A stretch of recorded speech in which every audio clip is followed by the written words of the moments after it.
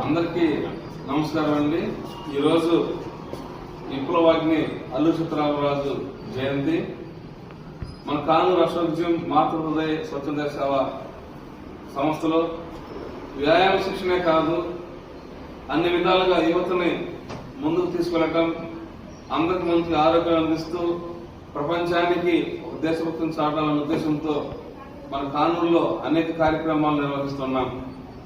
మరి ముఖ్యంగా ఇప్పుడున్న పరిస్థితులను బట్టి కుల మత రాజకీయాలు ఆ యొక్క విధానం ముందుకు వెళ్తున్న తరుణంలో, ఆ రోజుల్లో మన దేశం స్వతంత్రం కోసం మనందరికి మన హక్కుల ఉద్దేశంతో తెలుగువారు ఎంతో పోరాడి మన స్వతంత్రం రావడానికి కారణమైనటువంటి ముఖ్య వ్యక్తుల్లో అల్లూరి సీతారామరాజు అనేది మనం తెలుగువాడి మనం గర్వించదగ్గ విషయం.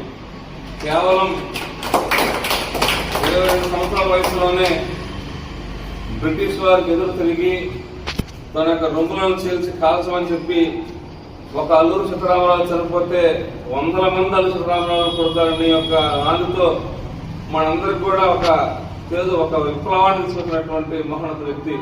ఈ రోజు మరి అటువంటి అల్లూరి సీతారామరాజు మనం గుర్తుంచుకోవటం, యూత్ ముందు చేయటం అనేది ఒక ఉద్దేశం అయితే, ఇప్పుడుండే పరిస్థితులను బట్టి వ్యాపార రంగాలు కావచ్చు, చాలా మంది ఉద్యోగస్తులు కావచ్చు, విద్యా సంస్థలు కావచ్చు, వాళ్ళ యొక్క అభివృద్ధి కోసం పబ్లిసిటీ కోసం ముందుకెళ్తారు తప్ప ఇలాంటి జాతి నేతలను విప్లవకారులను మర్చిపోవడం అనేది చాలా బాధాకర విషయం. మరి అటువంటిది మన దగ్గర ఉన్నటువంటి యూతుల ముందు డెవలప్ చేయడం, మరి ఒకసారి అల్లూరి సీతారామరాజు గుర్తు చేసుకోవడం అనే విధంగా మేము సంతోషిస్తున్నాం.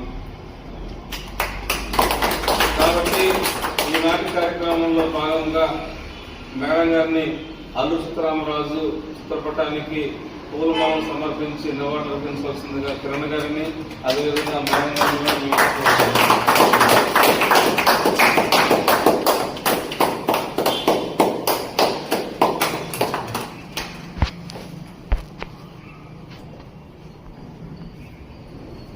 జోహార్ అల్లూరి సీతారామరాజు, జోహార్ అల్లూరి సీతారామరాజు, జోహార్ అల్లూరి సీతారామరాజు. భారత మాతకి, భారత మాతకి, భారత మాతకి. ఇప్పుడు మన యూత్ ఆఫీసర్ రఘు గారు ఈ కార్యక్రమంలో అతిథిగా ఉన్నారు. అదేవిధంగా కిరణ్ గారు ఎలక్ట్రికల్ డిపార్ట్మెంట్ లో చక్కగా మంచి అధికారిగా పనిచేస్తూ, అదే మేడం గారు కూడా మన ఫిట్నెస్ లో ముందున్నారు కాబట్టి మనం అనుకోకుండా కార్యక్రమాలు తెలియదు కాబట్టి మనం చేస్తాం. ఈ సందర్భంగా మన యూత్ ఆఫీసర్ రఘు గారిని అల్లూరి సీతారామరాజు గురించి మాట్లాడాల్సిన కోరుతున్నాం. అందరికీ నమస్కారం. మన స్వాతంత్ర సమర విద్యలో భాగంగా